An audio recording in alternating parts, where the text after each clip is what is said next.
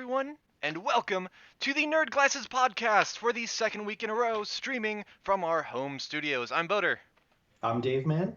and I put little names, and it's yay! It makes me feel fancy. How is everyone doing this week, Dave? I'm just so excited to get things started. I almost forgot to ask you the usual question, and that is, how does a Key Pixel Productions background cast member like their eggs? The answer is Over easy. The answer is scrambled, and if you don't get that, I apologize, but because of the quarantine, I am only telling inside jokes. Boo. This has been the last episode of the Nerd Glasses. That's it. We're canceled. Oh boy! All right, how's everybody doing? I think people are obviously going a little stir crazy, but we're happy to be here to provide some relief and some normalcy, such as it is for your Tuesday evenings. Well, it was Well, fun while it lasted, says CJ. every week, one of my friends' podcasts. It's a nostalgia podcast, and I'll plug it in the future. But he every week his co-host makes a joke, and Zach is very curmudgeon, and I love him. But he literally goes, "Well, it was a fun program, but we're canceling." Like every week, it's the last episode of Nostalgia Be Damned. Like I won't pretend that I thought I was the only one doing a joke a day every single time that we started it, but I'm still like, oh, someone else does that. Oh yeah. Oh no, it's just through conversation. His Oh co-host yes, will yes, say okay. something, and then he's just kind of like, "Nope, we're not doing it anymore." Yep.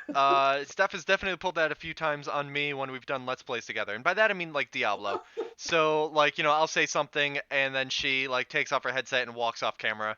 Yeah, I was she's gonna say, I hear a door closing and just the silent voice of, "Well, she'll be back, maybe."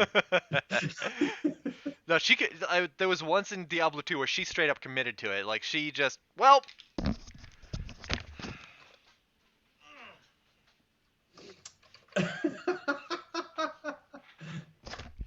then you got to do that kind of shameful shuffle back onto the camera. Hey, Vladdy, how's it going?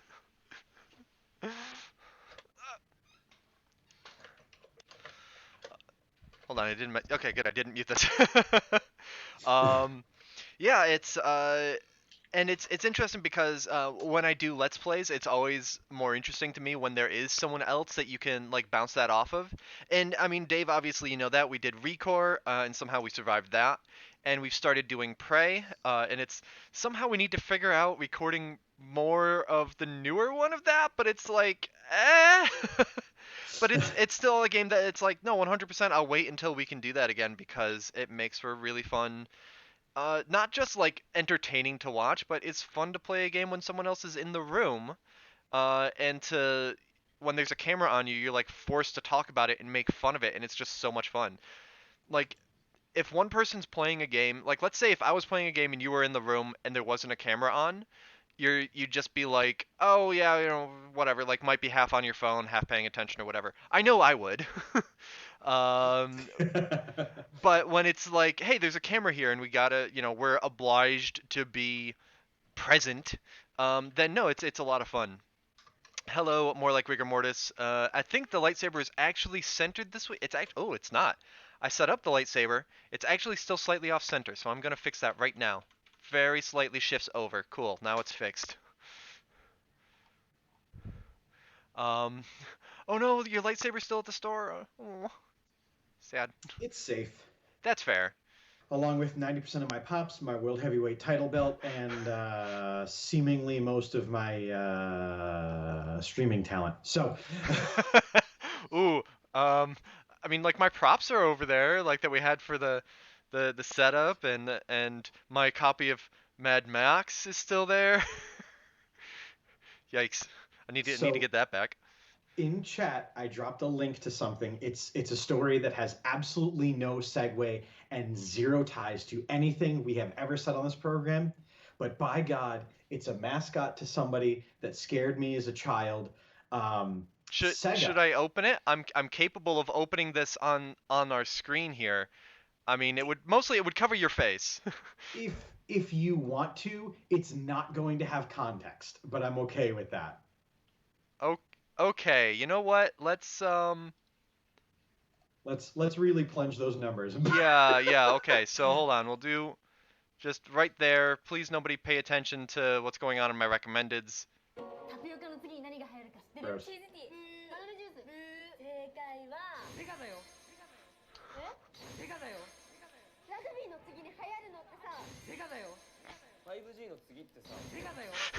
令和の次はセガだよ。じゃあセガの次は I'm confused.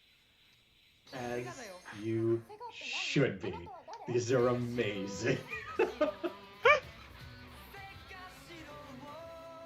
So this is Sega's advertising. Now, I'm going to show you the ads that these are based off of originally. Here is the original ads that they ran in the era of. I'm pretty sure I copied the right link. I did. Oh, I can't like. Yep, this is it.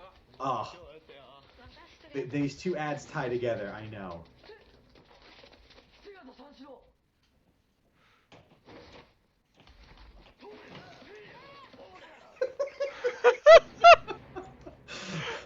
Okay. Remember the 90s when consumerism was literally forced upon you by threatening you with death and bodily harm? So, Dave, I that's know, still a reality. I know, but Puppy. now we pretend that everything's fine, and it is. But Everything's fine because I have a puppy. hello, puppy. It still amuses me greatly that they have no concept of the term bad dog. It really, like, it warms my, every time I get a little bit sad, I'm like, Ronan Katusha have no idea what that means. So, the gentleman in the karate gi that beat up those kids Yeah, like you do. was a famous Sega character called Sagata Sanshiro, as you heard Okay. it in the ad. Okay. And he wanted you to buy a Sega. Yeah. Like now, god damn it. So he was played by a actor from a show called Kamen Rider, and Yep. his name is Okay. Hiroshi Fujikowa. Okay. Fujikoka. Okay. So, Hiroshi Fujioka. He's now 74. Obviously, he is not going to be doing hip tosses on people to get you to buy Segas, because Sega also really doesn't have anything to hip toss you about. Well. But they are still making games, which leads us to now it's going to be the 60th birthday of Sega. They have managed to survive, and they decided to have his son, Maito Fujioka, who is the young man in the original ads who appears, and by the way, draped in that cape is his father's gi that he was wearing. Okay. Um, So I it's just so that people saw that was the through line. right here. That's not playing correctly. Right there. So I honestly can't tell you how they are yet going to use him for advertising, except for the fact that he appears in moments where people are talking about something that could be considered a Sega moment. I look greatly forward to seeing him using some Tekken-style body kicks, but that's just me personally. So just basically metaphorically bursting into the room, Kool-Aid Man style. Yes. Cool. I look greatly forward to seeing what Sega does with these advertisements, because when it came to advertising, when Sega wasn't using problematic language and things like that, as many companies did in its time, they were hilarious. They're the ads that stuck with me forever. And the advertising campaign, Sega does what Nintendo don't. Yeah. You know what? It was catchy. It was corny, and it It's still like it's still easily comes to mind. Sega does what Nintendo don't still easily comes to mind. And yes, it's often used in satire against them. Oh, what, go under and stop being able to produce consoles? Haha. But it's still, it was still a really good tagline. It was clever advertising. I'm very happy that Sega of America was able to come out with advertising campaigns. There is a fascinating book based upon the console wars. Grain of salt it because it is a first-hand account from the head of Sega of America, Okay. and he, It's him less and a the history and more of a memoir kind of thing. it's more of a memoir, but they explain it in that way of like, here's how I remember this meeting go down. And they try to give you some like historical context, but there are definitely times where like he talks about how he firmly remembers going to this room and drinking this tea, and it's like, okay, like I understand you have a page limit that you need to cap to, but this wasn't really. But it's a lot of fun. Boder, I'll lend that book to you if you're ever interested. It's super fascinating. Definitely. Um, Do you know the title of it off the top of your head? no, and I believe that copy of the book may actually still be at the store too. Cool. I think I was using that as a set piece for something. It's basically it's console wars. Console Wars. Uh, Okay. if you Google that, there's going to be a motion picture actually coming out of the same name. Let me see here. The nice thing about streaming from my computer is that I can look this up in a moment's notice. Console Wars by Blake J. Harris, Sega, Nintendo, and the Battle That Defined a Generation. Actually, now that I think about it, yes, I think that I've seen that around. I'm dropping a link It's to that on IndieBound in the it's a chat. fun read. It really is, and I'm somebody that honestly, I will admit, struggles with attention on reading, and that book kept my attention because it moves that shit along. Yeah. And I did drop in a link to IndieBound rather than, the Evil Empire, partially because it's like, oh, that's how you can get it from like a local indie bookstore that are really not doing well. Need all the help they can get, especially in this time. So if you're interested in grabbing that, then see where your local indie is from there before going to another source. So Speaking of not doing well, Boder, did you hear the most recent thing about our friends at the Stop of Games? I did not actually, considering that I was kind of leading that conversation last week. What has So, happened at the stop of games? Have the games unfortunately, stopped? last year, well, yes, all GameStops are closed because when you get a certain amount of bad press, you eventually quit it. You do. Yeah. Um, You cut your losses and run. so last year, GameStop closed around 320 stores, Uh-huh. and unfortunately, due to the fact that they were closed effective earlier this week and kinda are probably sitting on a lot of physical copies of Persona 5 Battle Royale, or Persona 5 Royale, not it's not a Battle Royale game. Amslayer has explained that to me numerous times, and I continue to say Persona 5 Battle Royale. The fact that the Animal Crossing and Doom copies did not necessarily sell physically. I downloaded my first ever physical game, and it was Animal Crossing because I thought, fuck it, I don't want to go to a store. Yeah. No, absolutely. It's If I couldn't get it through Dan, I'm just not going to buy it. Like, yeah. Yeah, totally. but they unfortunately had to announce that they are going to close another 300 stores um, to save some money and things like that Yeah. in the next few months. Yeah. They have not announced which ones because they're being kind of nice and not necessarily panicking the employees at the moment because all of them are applied for unemployment as is. Yeah. By next year. There will be under 5,500 GameStop stores, which includes ThinkGeeks and other such things. Yeah, another subsidiary other like owned chains. Okay. Um, it's unfortunate, but it's what happens when you're flying by the seat of your pants. At this point, we have covered stories left, right, and center about the business and their achievements or lack thereof. And it's Um, something where like I get I'm sad that a game store is closing. I'm but I'm happy that a corporate entity like GameStop gets its comeuppance. So, like on individual store basis, it's unfortunate that when that happens, when stores have to close. But for a corporation, couldn't happen to a better corporation. Well, it could, but hey, we'll start with this one. Exactly.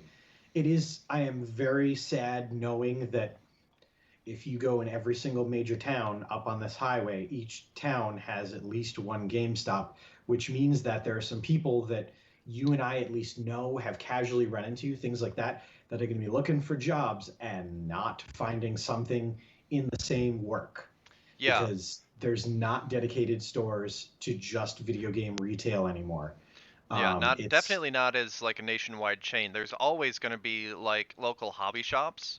Um, Now here's the thing. If you are an owner of a local video game store or a local hobby shop and you see someone apply for a job with you that has GameStop on their resume, is that a mark in their favor or is that someone that you're potentially going to stay away from? Boater. Yes. Are you trying to cost me a job? What? Is that what this is? Wait, did Are you you work? trying to? Did you work for the corporation that should not be known be named? No, No, but are you no, are no, you no. I'm not giving trying to cost you a Dan job. some I'm sort of not trying secret to. hand signal where you're like, thank No, you? no, no, no, no. If I was trying to cost you a job, I would be trying to step in your place, not some GameStop schmuck. Um, We shall see. Does Dave work for Insane Games in 3 weeks? um, Does but Dan it's find 1,000 more willing applicants? yeah, because I mean, like with like game bookstores, like do you like if someone has experience with Barnes and Noble, do you hire them on? And so I think that using that analogy, the answer is yes. And so like yes, maybe GameStop has shitty practices, and you may be hiring someone that has internalized some of these. Oh, we always gotta. Corporately. Sorry. Corporate wise, they have shitty Yes, practices. yes, yes, yes, yes, yes. But still, if you're an employee at GameStop, you still have to kind of work within that culture of, selling these subscriptions, upsell this, upsell that, try to sell people on things that they don't need necessarily. Depending on the store that you're at, they may push more, sell the things they don't need rather than sell them the things that is going to make them come back. And so there are going to be practices like that. But on the flip side of that coin, where's that penny I was playing with? On the flip side of that coin, um, almost dropped it. You train of thought. They know about video games, and that's something where like you don't have to train them up. When I first started my first video game retail job that I had, I only really had familiarity with PC games and Xbox games. They didn't sell PC games. There's this whole half the store that's PlayStation and a decent amount of Nintendo that I knew almost nothing about. And yes, I was able to learn and to be a good asset to help out, a good resource for customers coming in and looking for things. Um, but like if someone says, "Hey, we have this opening," and this guy that hasn't worked at GameStop before and this guy that has worked here before are both applying, yeah, I think that the GameStop employee just from like, "Hey, we're gonna have to train some bad practices out of them," but they know games.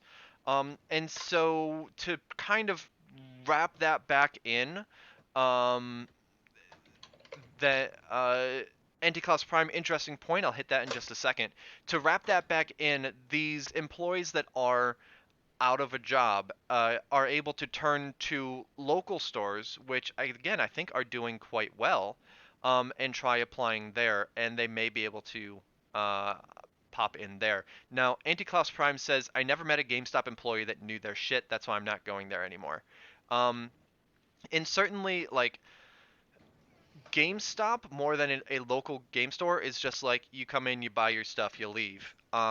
You can ask for recommendations, but there's not going to be as much expertise as there is at a local place. The draw of a local mom and pop is always going to be that personal touch, trying to foster a relationship with the customers, knowing your stuff and keeping them coming back. And the basis of the idea that when you have a individual sales quota to make up, if someone asks you about something you don't know, and I might lose a $60 sale to say to you Yeah. if I refer to you with a question, now it's your sale. I'm not asking. I'm just Yeah. gonna BS my way through a conversation because I'd rather incidentally make a $60 sale than potentially give someone else who wasn't standing at the counter at that time or wherever the prime location that you fight for Hmm. is. Yeah, in order Um, to get a superior game for the customer, but oh well, someone else gets the credit for that sale, so we don't want that. yeah. But like the bookstore that I work at, and I'm gonna keep using present tense, even though it's been closed a couple weeks. We like always will send customers to each other. We're like, oh hey, you're looking for this for recommendations in history. I'll point you to this person over here. You're looking for something with poetry over there. Sci-fi, I'm your guy. Let's do this. Mhm. And a whole experience within the store where people are able to get their best things. And so, yes, there's those practices that you would need to train out of a GameStop employee, but they are still starting off at a higher level of knowledge. Um, Now, again, you check for that in an interview. If you have a GameStop employee come in and you ask a few game-related questions and they obviously don't know their stuff, well, then obviously move on. It's not going to be a universal constant that GameStop employees know more than someone that hasn't worked in video game retail, but chances are that they may have a higher starter base of knowledge. Um, Speaking of starter bases of knowledge and Oh boy, games segues. that are coming out, you two, what was your favorite fusion in Shadow Hearts? That could be a good thing to throw at some folks. Nintendo did a surprise release. They did a Nintendo Direct Mini on the 26th and shocked a lot of people because they announced, and I will try to get through this in one breath, but they announced that we would be getting Animal Crossing's New Horizons content, Marvel Ultimate Alliance 3 He DLC, already Ring Fit inhaled. Adventures DLC, Burnout Paradise Remaster, Xenoblade Chronicles Definitive Edition of a Bioshock Collection. We would be getting the 2K games would be releasing Bioshock the Collection, Borderlands Legendary Collection, XCOM 2 Collection on May 29th.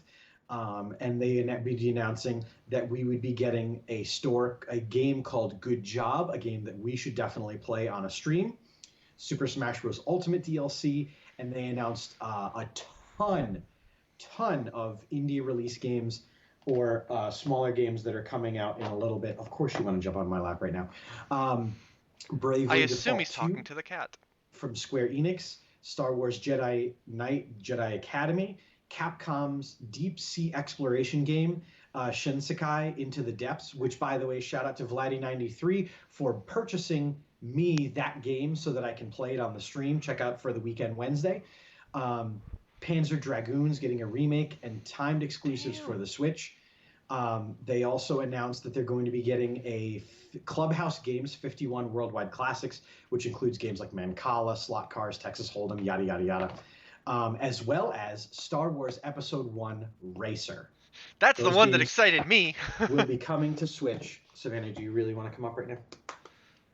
Are you I, just th- going I to sit think there and stare at me? I think Racer is also coming to PS4. Like that was the one It, this past week that I was like, ooh, but it definitely will. that game needs a proper remaster. Like they're re-releasing it with the 21-year-old graphics. That needs a proper remaster, totally rebuilt in like Unreal Engine 4 or something. Ah. But in the meantime, it's like EA, put the Burnout Studio on it. Do something with your Star Wars license. Come on. But It no, like was that's a so. ton of stuff that was announced for that was announced for it, and this was just like a surprise thing that Nintendo did. Like, hey, we're gonna announce some stuff. I mean, they Y'all are usually a do a captive audience Nintendo anyway. Direct. They do a Nintendo Direct quarterly, Okay. but they were like, by the way, let's strike while the iron's hot. People are really looking at Animal Crossing, so let's let people know that Nintendo's still on it, and let them know what Nintendo do instead of what Nintendo don't. Yeah. Also, another company that made a huge move is before I forget to mention, the XCOM 2 collection, the Borderlands Legendary Collection, and the Bioshock Remastered Collection, which are going to feature so the XCOM 2 collection is going to feature XCOM 2, the 4 DLC packs, and the War for the Chosen expansion. Okay. The Borderlands Legendary Edition is going to include Borderlands, Borderlands 2, and the pre-sequel. Nice. And the BioShock Remaster is going to feature the BioShock Remaster, BioShock 2 Remaster, and BioShock Infinite, the complete edition, which includes all the DLC. Wow. But make sure you have a hefty SD card because they're going to be around for a Switch around 50 to 60 gigs, which is not much for a console, but for a Nintendo Switch, that's yeah. a lot. I mean, like a kind of standard size to get for. Do they use regular size SD cards or micro SD? Do you know? Micro SD. Yeah, like most of my micro SDs, like these happen to be 64 gigs, and that would fit the lower end of that. But even then, like, you know, you got to bump up to 128 gig card, which isn't used for nearly as much stuff, and you know, to Micro fit says some of Nancy those. Klaus, thank you. And again, and that's just for, you know, one of these collections. If you want to have the BioShock collection and the Borderlands collection, Or say you're still playing Animal Crossing and you decide to yeah, get one of those to play in between. yeah, like install size has been ridiculous this generation. Like I look and I have maybe a dozen games installed on my Xbox One, maybe a dozen and a half if you include some Xbox Live Arcade and you know the patches for Xbox 360 games. But like for actual Xbox One games, I have like maybe half a dozen on there. And that's games that I have on disc that still need to take up that much space on the hard drive. It's crazy this generation. And yes, the Switch doesn't have the same tech specs as Xbox One and PS4, but it's still like the fact that it does its storage for things like that on micro SD, because it needs to be this portable thing rather than an SSD, is just ridiculous. So a couple quick other ones that I was really excited to see. Epic Games is once again pushing the envelope and continuing that growth. And I'm not going to say under any circumstance that Steam should ever look over their shoulder about people, but games media should be taking awareness of the fact that Epic is not letting up with getting these exclusives and beginning their distribution, to use some modern terminology. They have just recently announced that they've gotten publishing rights working with some major gaming studios. Studios like Play Dead, the makers of Limbo and Inside. Indie, but still a big thing. They have a lot of following. Yes. Gen Design, the makers of The Last Guardian, Sony's big debacle that was supposed to be out on the PS3. No, the 4. No, the 3. No, that it'll be out on the 4. And most knowingly to a lot of our friends, Remedy Entertainment. So they're getting they're distributing some of the properties of Max Payne, Alan Wake, things like that, Control. Yep. And I'm really excited to see what they manage to do. It might even mean we see a little less exclusivity on some of these games and a little bit more accessibility. Yes, and once again, it's running after Montgomery C. Burns with a tenor in your hand, going, "Please continue to pull out of my pockets." Yeah. But if it helps Remedy Entertainment, damn it all, I'm going to do it. Yeah, and Niklaus says it's great for the devs, like that Epic is more or less being like, hey, this money's here if anyone wants it. It's gonna help you make stuff. Oh, sign me up. Um, for Borderlands, I think I read they only put the first few gigabytes of a game on the cartridge, and the rest you'll have to download. No, you have a cartridge. It has space on it. Put stuff on there. But they are not going to buy a sizable enough SD card to put in that cartridge. Speaking of things that make you go, does anyone know the game Dragon's Lair? Does anyone recognize the name of the evil creator Don Bluth? If those strike familiar to you, then this next Netflix project is going to be something that might make you, destroy another joystick-era controller. I am so excited that Netflix is picking up Dragon's Lair as a way of making a series based upon Don Bluth's games. Boder, have you ever played Dragon's Lair? I haven't. I'm familiar with Don Bluth as guy that made like a bunch of it's the same guy that did like a bunch of animated movies that were not Touchstone or something, right? But All Dogs Go to Heaven. yeah, like Hold on, I'm gonna pull this up really quick. But yeah, like, um, Anastasia. Yeah, All Dogs Go to Heaven. I thought Titan AE was him, Yep. because I'm weird and I really love Titan AE. Never Uh, saw it. Fox and the Hound. Yeah, like, so that's where I'm familiar with him from, is like the non-Disney animated movies of my childhood. So I'm really excited for this because I know myself and Vladdy were big fans of Don Bluth and did a lot of studying of his work. And I think you and I should tell or should play one of these games, either Space Ace or Dragon's Lair, on a Okay. stream to kind of get a feel for what his animation, especially in these games, because they were arcade cabinets. Okay. Yeah. Yeah. And it was like the Dark Souls of arcade cabinets because these things were quarter eaters. They were so much fun. But they are going to be getting an adaptation. Don Bluth is going to be a producer on it, which means that, for better or for worse, Well, you go. Anti-Claus wanting to know who may be featured on it, and I am very excited to announce that the name attached to it, because there was only one main character in that game, is going to be America's sweetheart, Ryan Reynolds. Oh my God! Oh, okay, okay. I'm gonna diverge here. First, really quick. Demon Dragon points out that Fox and the Hound was Disney. Yes, Don Bluth was an animator on that. That wasn't one that he directed. But let me. Oh crud! How do I do this? Oh no. Um, so you mentioned Ryan Reynolds, Yes. and I'm going to share a thing. For my mobile phone, I have Mint Mobile, which is a pay-as-you-go kind of thing. Like you drop whatever for however many months ahead of time. Ryan Reynolds recently more or less bought Mint Mobile, Ooh. like end of last year, and I woke up to this voicemail from Ryan Reynolds today. Saved message. Hey, it's Ryan Reynolds, owner of Mint Mobile. First, I just want to leave you this voicemail to say how much we appreciate you and wanted to make sure that you knew that during this difficult time, you can get free, unlimited data if you need it. Just go to mintmobile.com for all the details. Mostly, though, I'm a little bored. Yeah. About a week ago, I made a list of all these things I was going to do during quarantine, and so far I've done like none of them. I did yoga once. I started a book and almost finished the first chapter. I also thought that I'd take the time to become a better parent, but that I think that can wait till the kids are older. To be honest, turns out I really don't want to improve. I'm just not that patient. Can't even wait for the water to turn warm before I wash my hands.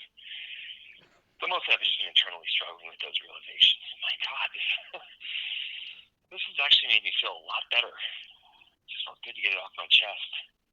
I'll probably do this again. In fact, if this keeps on much longer, I'll probably wind up just calling you all individually. Okay. All right. Stay safe, and thank you again for using Mint Mobile. To replay this message, press I woke up to a voicemail. See, that is absolutely Anti-Claus Prime dropping an excellent link in the Discord for that tweet, which is fantastic. I am going to, because someone asked me to drop a link to it, and well, here's what I'm going to do for this stream. I'm going to drop a link invite to the Discord. Feel free to join in.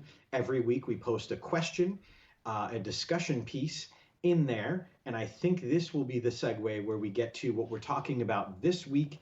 And the thing that I posted was had to relate to our friends that don't necessarily have a voice to say things are weird and something's going on. Yeah. And so I asked, how are your pets doing with the change in schedule and change in behaviors and things like that? If you've watched any of my streams at DEM314, you know that Savannah is, I mean, Clingy.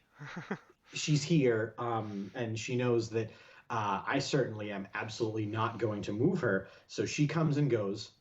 Yes, she pleases. as she wants. Um, my story was that we've been doing a lot of video conferencing for the organization I work for, and she has decided that she is also going to be in on those conferences, be it getting right up on the camera or other such means. But she has appeared in pretty much all of my classroom collaborations. Nice. Um, please make sure if you get these questions, if you want to chat with us, make sure you hit it in chat. If you don't necessarily want to answer this week's question, don't sweat it. We're not counting who is watching. Although apparently Nightbot in chat is, because he's leveling up people left, right, and center. Yeah. Um, Yes, I mean, my dogs are mostly handling it the same way. Katusha's really happy that every day I wake up and I let her outside for, the half hour, 1 hour that she wants to stay outside. But other than that, I mean, like, sometimes they'll cuddle up with me. There's a really sweet photo of, um, I was playing Final Fantasy on the couch Star. upstairs, and Ronan like leaned on my shoulder and I leaned on him, and that was really cute. But for the most part, they're gonna be where they are, and if I happen to be near them, maybe they'll deal with me. But they, I think they like having me home, but it's not like a huge change for them. It's not like, oh my God, get out of here, give me my space. I know that we had Steve, or Kid Icarus Kid as he's known on chat, talking about his precious doggo Toby, saying he loves having us all home and he's been more cuddly than usual. And then an adorable picture of squish face Toby on the couch looking up at whomever. And Rafe Wolf in chat, regular supporter, friendo, and streamer, check her out, Hmm. talked about how Kalua enjoys the extra time home with her doing exactly what Savannah does, which is laying straight across the arms on the keyboard, things like that. Anti-Klaus Prime um, telling us doesn't have pets, so there's not really a change in his household. Yeah. But um, Yeah. I Yeah, more like rigor mortis saying that her dog Sammy's even clingier. It's like you're outside on the porch and not in the house. Why would you leave me? Yeah, and I think that's what we're seeing. I think our four-legged friends are enjoying having us home. It's certainly, but most aren't saying that. Oh yeah, they're da, da, da, da, da. Sorry, distractions. It's not. I'm seeing some people being like, my cat resents having me home and wishes I would leave. I It mean, likes some Savannah gives human me that time. side eye, pretty much. Um, yeah, so it's and again, David dropped the Discord link up above. So if you are on Discord, use that to drop into the Nerd Glasses. Sorry, not the Nerd Glasses, the Weekend Wednesday Discord. Technically, it is Dave's Discord there. But we have a couple of channels for talking about questions. As well as conversation on some of the topics that we discuss here. If you want to talk more about it, you can kind of after the show talk about it there in that channel. More like rigor mortis in chat saying Sam's even clingier. He whines when we're out on the porch. Yep. Demon Dragon talking about how good boy Ronan is more snuggly with her when she's home. Um, and if you don't mind me segue, I can't even say the word segue. If you don't Hey mind me voter, taking hey it voter. away, yeah. What do you get when you light a two-wheeled electronic cart on fire? I don't know, Dave. An awkward segue. Boom, go. Boom. Um, so among other things that one does when you're home a lot more than you usually are is that you discover new things to watch, and that's part of that is like why I am restarting Boater Cooks Something, which will be on my channel youtube.com/boaterbug for the next 4 weeks. New episodes of that will come out. More people are finding that. More people are finding new things on YouTube to watch. And so while I was shown this by a friend last year, I recently watched basically every single episode of Unraveled, which is a video series done over at Polygon. The host, Brian David Gilbert, is chaotic and amazing, and I aspire to be to that sort of energy, to the point that I worry that I'm channeling him too much when I do Butter Cook Something. That's fine. But just really fun things like figuring out the Zelda timeline and tying in like the board games and stuff like that, how they fit into the timeline. Another is calculating your pet's hit points. Just a lot of really fun stuff like that. And a video from this past November that I discovered this past week is Find Your Kojima Name. Now, Dave, you are wearing a hat from the game that unfortunately doesn't get mentioned too much on this channel, despite Oh no, it's our on the ticket. We'll get to it. This is the episode where we're despite going our to talk best about Death efforts. Stranding. This is it. Um, you're wearing a hat that says Bridges, and that is a company in Death Stranding. It is also the name of the main character, whose profession is to be a porter, bringing things. So his name is Sam Porter Bridges.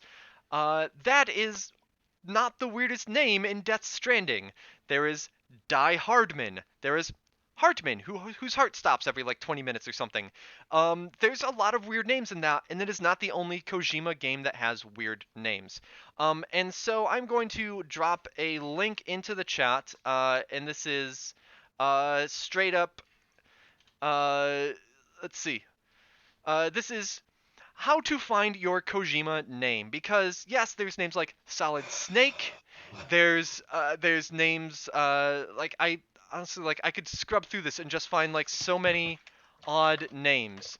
Um, and so he said, "Hey, you can figure out your own Kojima name, but we're not going to use a generator, just a quick generator for it, because all names are personalized. Sometimes they're based on occupation. Sometimes they're based on personality. Sometimes they're based on what you're doing in that very moment." So he created an 11-page worksheet to find your Kojima name. And you bet your ass that I filled it out.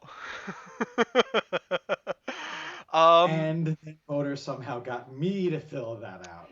Yes. So when the host of Unraveled, Brian David Gilbert, filled out the name, he got the Lewd Improvisation Man. Or you open something over the chat.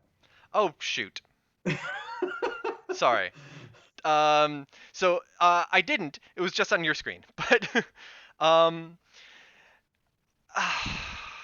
I am going to. So I filled it out, and I came up with my Kojima name that is based on, in this particular case, because you use dice to kind of randomize. Well, first you fill out about 16 things on a worksheet, then you use dice to randomize what's coming out of there. And mine, based on mood and profession and a modifier, pensive YouTuber man. Pensive YouTuber man. Yes. And I was almost like, I kind of wish that the man wasn't at the end of that, but at the same time, I'm like, no, I could see it. Yep. It's like it was fun to come up with because like you some of the things, if you had to define your personality in one word, what would it be? I went with pensive because it was what felt right there. But some of the questions are: what's your favorite state of matter? Gas. Who was your favorite film character? Note, must be played by Kurt Russell. Okay, Colonel O'Neill from the Stargate movie. God damn it, that's my answer too. What is a piece of military hardware you think looks cool, even though war is bad? F-14. Look at the SOCOM. Yeah, and so it uses dice to pull from different bits. It says, is your name going to be an occupational name? Is it going to be just a normal name? It's your name. Congratulations. Folks, On if you roll on the first one, if you roll a 4 where you turn into 3/4 of that particular Kojima game and you have 6 different characters, you can re-roll for that one. Dave, did you roll a 4? No, Okay. I did not, because I was damn sure if I was going to do this, I was going to do it full hog, including the fact that 5 pages in, if you roll a 69, you're Kojima, and everything else you say beyond that point is moot. Yeah, like he when he was filling this out, the host did roll a 4. So in addition to his main name of the Lewd Improvisation Man, he's also Cheerio Crisper and Horse's Trident and Started a Recording Man. Yeah. You're Kojima. There you Yep. go. I mean, he puts himself in every game. The character fits into the game. It's more of a nod than anything else. So for me personally, it works. It puts some people off when they find Kojima in the game, but Yeah. And Dave, what did your name end up being? You said you weren't as happy with yours, and that's fine. so mine came into a subject that I had written two different answers for Okay. because I wasn't sure how to answer those questions accordingly. Okay. Um, Yeah, there was a few that I like, coming up with pensive was one that I literally spent 10 minutes on. Like, is there one that means both happy and sad? And I found a word that wasn't quite right and ended up skipping it anyway. Can you tell we have a lot of free time on our hands? Here's another thing to do when you're like alone in isolation. Ah! So, mine for the came follow, out Fairbot. to very fittingly, and I have a feeling playing a lot of Kojima games and things like that, my character name came out to. Oh crap! It was Mr. Illness. Mr. Illness.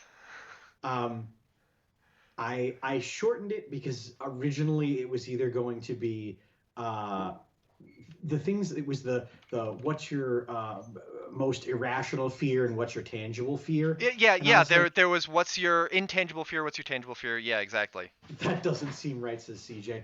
It did once I looked over a lot of the quantifiers for what a Kojima character would want and things like that. Yeah. I did not write a backstory because that's a lot of work.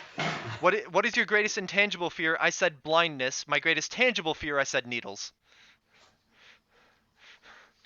You put blindness as an intangible fear? I mean, like with some of the ones that he would, like death. I'm like, okay, well that's I don't know, just not being able to perceive the world around me. I guess if you want to broaden that out. Okay, so we're gonna post that in more like rigor mortis. I agree. Blindness Okay. is more tangible. But Well, that's fortunately, why it didn't a lot come of to these that people one. are... I didn't roll it, so. But that's why we're going to be posting it on the Discord channel in the Nerdgrass's Question of the Week. Tonight, I'm going to be ripping a PDF so that you don't have to go through all those steps to sign up for that service, and you can get right on making your name. So really quick here, when you make a name, you might have a normal name, which is just your name. Dave Man. An occupational name. Hey, Sam. I have a cool-ass name. Yes, you do, actually. Like 100%, there's a modifier for just having man at the end of your name, so you'd be Dave Man. Man. An occupational name like Sam Porter Bridges. You have a horny name. You just have a the name where it starts with the. A cool name, a violent name, or a name that lacks subtext. So there's different things that you can do. So very man.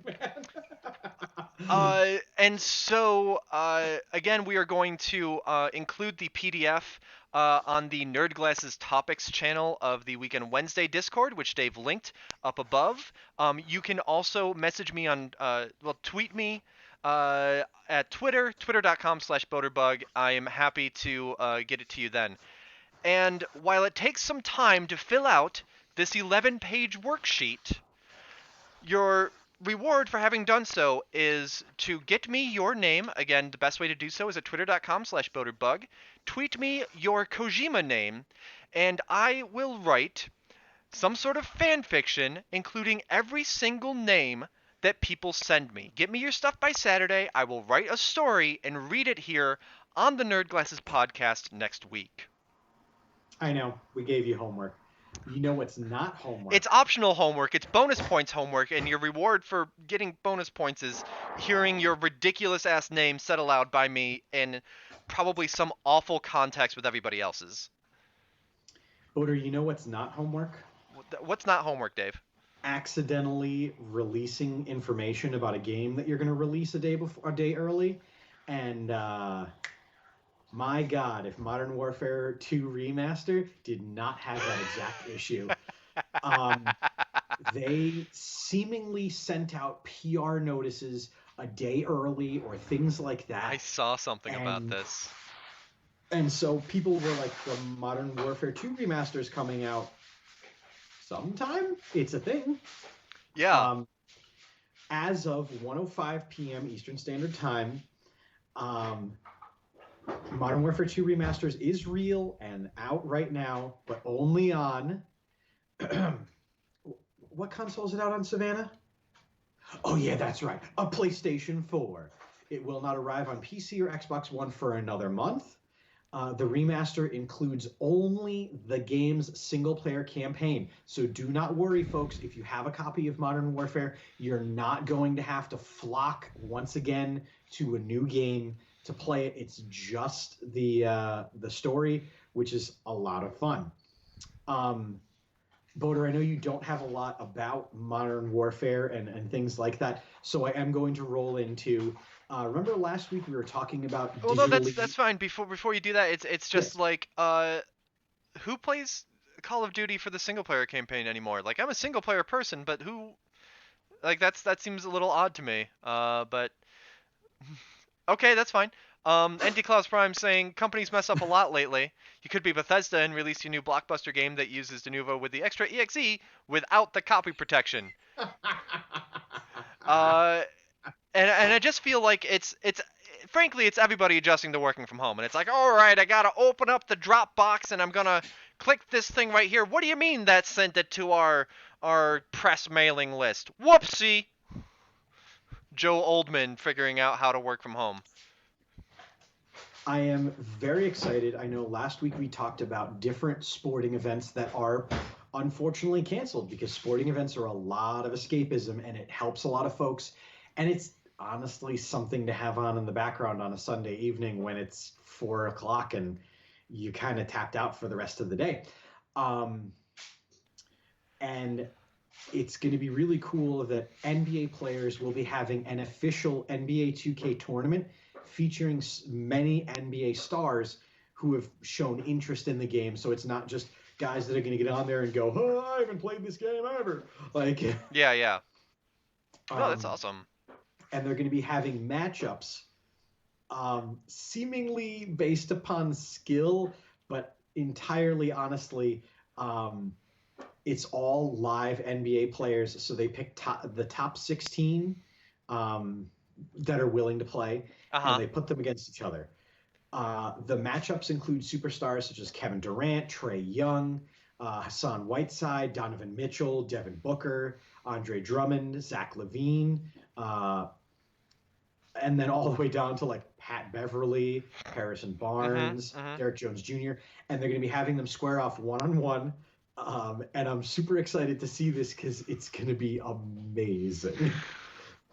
Again, like we said last week, and Any Klaus Prime, I think we mentioned F1 last week with this kind of thing. Yeah, it's I'm excited to see people like confronting the new digital frontier that has become of what things are. So I'm curious what's going on. She's like, and how wants people to keep track react to of it. Claire, but too much. Yeah. I am making a lot of noise in the kitchen. She is. It's fine. So, conventions are getting canceled. People are buttoning up, but a lot of folks. I guess some good things are bound to come out of this mess. Well, there's a lot of creativity going on. Like there's creativity in trying to find ways to get things in place of things that were canceled. And again, there's the well, I'm home all the time, so I've started restarting my Boater Cook Something series. We're seeing a lot more people taking up hobbies and creative pursuits like painting, an explosion of music. We talked last week about Bandcamp. And so whether it's that personal creativity or if it's companies being like, shit, we need to stay on people's radar. We need to not lose their viewership. We need to come up with something to do. I'm loving it. I'm loving how people are finding creative ways to carry on going. Speaking of carrying on, our wayward sons, there's a game bundle that's going to be coming out to help developers recoup losses from a game devs conference that was postponed and then subsequently canceled. And a lot of companies are getting behind these small devs to make these bundles. I'm going to Yeah. link the bundle itself because it looked pretty good. I think Rafe Wolf talked about one of these in the Nerd Glasses Topics channel. I'm not positive. Yes, it's got Yeah. 105 different. Yes, Anticlass, the GDC bundle. It's 105 different collaborative companies coming together for about $10. And it's going to help those folks recoup some losses. They've also been doing things like raising money on Twitch, doing Jackbox games, musical performances, presentations. There's a fund set up by the company Wings Interactive, which are trying to make sure that a lot of these little companies don't shutter up and close. And it's a good thing. It's all good things to see a lot of these companies coming together and standing shoulder to shoulder, as opposed to knowing which ones are going to ride out the storm and just kind of watching everyone else perish. Yeah, like this is like I'm looking through here, and there's not like a lot of names that stick out to me by any means, but oh my god, like there is. Dave, I'm gonna cover your face again for a moment. Totally But like there is a lot of stuff in here. You say 105, but until you start to like scroll through these, and remember that each of those are like full games. Whether or not a full game is honestly 5 minutes or a 4-hour experience, but still 105 of them. Like, yeah. 167. Thank you, Anticlass, for looking at that. 600 US. No wait. I mean, numbers. It'll support the folks. Yeah. And again, that is through itch.io. That is a pay as much as you like. There, because of all that and working with Steam keys, whatever, it's a minimum of 10. But if you want to like throw 50 at the bundle, if you've got the scratch, then do it, because it's supporting these developers that otherwise wouldn't be seeing that money, wouldn't be seeing that exposure. So we've only got 2 more minutes. So Boder, unfortunately, Death Stranding is going to have to wait till next week. Like I don't mind that as much this week, because I feel like, we talked about some names in there. We even talked a little bit about a couple of the characters in relation to their names. So, that's I'm sated for this week. We'll talk more about Death Stranding next week. I know you're mad Death Stranding, but we'll have you come back. We'll make sure there's an extra water in the green room for you. Got to play that game again. Would be fitting.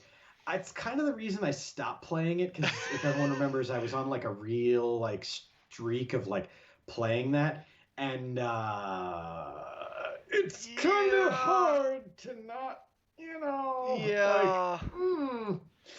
Yeah, like I mean I've been playing Final Fantasy 15 upstairs on the PS4. I might go to Death Stranding after that, but I'm also, I'm keeping busy doing YouTube and stuff, and I'm addicted to BattleTech again because I reinstalled that. And I want to get into that game so bad, Butter. Don't even try. Hey Dave, it's got multiplayer. Maybe. We will. I don't want to hold up the Citadel any much, but I will talk about next week. The Punch-Out speedrunning community did something super cool, and I look forward to talking about that next week, so I'm going to shelve it. The most romantic word, hey, it's got multiplayer. Eyebrows. But hey, what say you and me a little bit of 1v1? I mean, once I get a little bit of time, because I know that if it's a PC-related game, it's got real fucking complicated controls. It's mouse controls. It's mouse controls in Mazda. Boder. Yeah. I'm in uncharted waters here. Okay. I know. And that's why I tried to teach you using Bendy, but we haven't played that game in 2 years, David. Anticlass Prime offering a spare PC key for BattleTech. Tempty. Wanty gamey. But I'll have my people contact your people. Let's wrap up this show for now. So the one last thing I do want to cover is that please. Pokemon Go Yes! Oh my God, yes! This was so cool. I saw about this. I have a friend Like, that's on the development team of that. so yes, to majority of you folks out there, it's deader than yesterday's cat. No offense. She's still But today's cat. It's fine. yeah, she's today, yesterday's, and tomorrow's cat. She's forever cat. Um, Eternal kitty. Eternal booba. Um, but they're going to be changing up how you do raids in Pokemon Go. Because I don't. it used to be you would have to go to a spot in order to do raids. I mean the whole idea of the game was get up, go out, do things, and that is kind of antithetical to what we're doing now as a society. And so Niantic is doing a really good job of saying, "Oh, we're going to turn this around so that you can do these social things while you're still at home." And I don't know exactly how it's going to work, if they're going to give you a joystick and have you walk your person around the town, um, to walk to a raid spot and, be able to find Pokemon along the way while you're doing that would be a neat way of doing it, but I don't know exactly how they have it planned. That said, they've announced ways to more or less keep up the social aspects of the game while you are safe at home. I am so happy with that. That's such a cool thing. Who knows, maybe we'll see another Pokemon Go explosion. We just won't know because you won't be out at the park and see like teams of roving Pokemon trainers like, that blissful summer that it first came out. So in closing, we're very fortunate that companies really are stepping up their games, literally and figuratively, and they're really making fun content. They're making it, and they're doing it for the fans. Speaking of for the fans, and I have to implore everybody, uh, NASCAR drivers are, and I know, it's not F1. It's just going in a circle. There's another left turn, but you know, Boater, who's really good at NASCAR? Savannah? No, Savannah's a terrible driver. I thought you were looking at Savannah. I don't know. No, I'm looking over at you, Boater, because I want you. Look me in the eyes here. Hold on. I was wondering what the hell you were going for. Yes. So, Boater, do you know who on Insane Games TV is and I'm gonna low play it for him. Borderline godlike at NASCAR. Would that be El Commandant himself? The Chief himself, El The big Jefe, cheese? Dan, the biggest of cheeses, the multi-pack of cheeses. Dan is super good at NASCAR, and I heavily implore you guys to continue to any stream you see Dan on to tell him that he should do a NASCAR game racing stream, a racing game stream. Yes. There are so many people who do Dan's this watching. channel that want it. Good, he should be, because listen. You should do a NASCAR stream. Yes. You should also do Dan or GTFO. I don't know what it'll be, but I want it. But Dan absolutely has to do a NASCAR stream or at least a racing game stream because he's really good at them, and Dan's a damn good host, and there's no such thing as too much Dan, okay? So, people of the nerd glasses, please, if you look on Insane Games Late Night, if you look on recent broadcast of 2v Tuesdays, if you look on, oh my God, Ring the Bell, Behind the Counter, Dan is there. Make sure just to go into chat and just be like, by the way, looking forward to that NASCAR stream on Insane Games TV. You should also have Steve and Ampslayer be a part of it, but that's just extra plugs for me personally. Just saying. Oh, hold on. I'm trying to do a thing, but there's too much shit in the way. Already has Dan coaching the Jets in Madden in my franchise. CJ's got a lot of time on his hands. Dan, we gotta. Dan, come on. So I must implore you, Dan, a racing stream, please. I know me and chat's really irritating, but I promise I'll keep it quiet. I'll keep it down to like one chat every 10 minutes. All right? Just do it. All right? Let's Awesome. Nike this thing. On that note, actually, Boater is quite the racer too. I mean, I could see it being a crossbreed thing, a cross brand. We could get Boater on more than just Tuesdays on Insane Games TV. But, ladies and gentlemen, the one other thing I did want to say, I asked Dan, um, the chief, about what was going on. I know 2v Tuesdays this week was a rerun, but fret not, because, ladies and gentlemen, tomorrow and Thursday, you'll be getting a 2v Tuesdays makeup stream. That's right. For the price of one, well timed and Would you stream, would you call that two v Tuesdays? I would call it a two-pack of 2v Tuesdays. In fact, we could even say a two-time of 2v Tuesdays. Oh, I could do. Uh, Oh, I should do Forza. That'd be fun. you know, that's actually what we should do. Is every week on behind the counter, we should have a spin wheel of the racing stream and just spin it as to who the host is and then what game they are playing. Oh, that'd be Uh, fun. And especially, let's have a second inner wheel of someone who would normally be guest, normally do a different game as a guest on that game. I'm just saying that spin wheel was an idea for Sunday of Services, and I am now gifting it to you, the folks of other channels and things like that. So, Boater, what's going on the Citadel here on Insane Games TV after this? Well, for the second week in a row, we will be playing The Bard's Tale. We've done some of the intro quests now, so we are going to dive back in. We've had some fun run-ins with the little goblin type things, and we're gonna just basically continue on our merry way, finding songs and wrecking havoc across the fair land. And pretty sure we're the protagonist, but I guess we'll find out. If you've ever played, and Boater, you can disagree with me vehemently on this, but it still remains true because I watched the entire stream last week. Have you ever played Leisure Suit Larry? Do you I think you would like Leisure Suit Larry if it LARPed in the medieval times? You would like The Bard's Tale. Um, It's fun. It does like there are some things that try to do satire and it's just like oh whatever. No, this is done by people that understand how those like adventure RPGs work and is just having so much fun doing the game but making fun of it in just the right way. It's a fun voice cast if not like super high quality main character aside. It's just been it's been a lot of fun to play. So because I'm right here in my home studio, there's basement behind this backdrop. Then I will be playing that for the second week in a row, and it will be a good time. so, ladies and gentlemen, this has been the gavel banged on another episode of the Nerd Glasses.